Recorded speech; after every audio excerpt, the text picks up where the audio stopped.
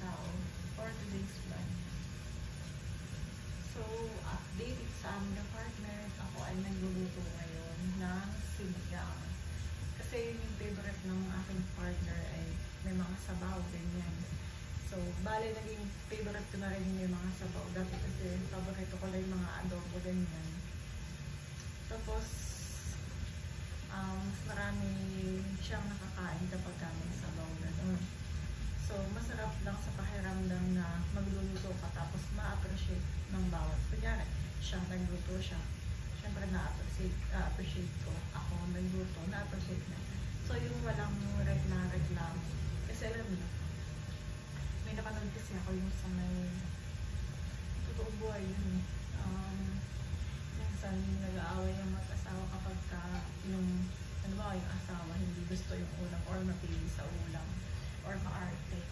So, kagandahan kapag yung mga asawa natin, mga partner natin, or tayo mag-partner, or katulad namin kayo mag-partner, hindi kami maarte sa food. Kaya kung ano lang yung meron, or yung mga iluluto, makain kami.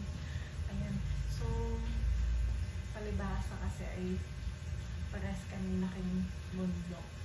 Pero, hindi rin naman. Meron din naman mga hindi maarte sa pagkain na mga laki na hindi laki sa bundok. Ganun. So, yun, masarap sa piling na pagsilga ng asawa kapag hindi mapili, ganun. Tapos, na-appreciate lahat ng bagay. Kasi, parang kasi minsan nag-aaway, ganyan. Yung nagdadabog dahil ayaw yung pagkain. Mahirap yung ganun. So, super mahirap kapag maarte sa pagkain. Dapat lahat yung makakain. Ganyan kasi sa hirap ng buhay ngayon, dapat hindi mo rin maarte, ganyan.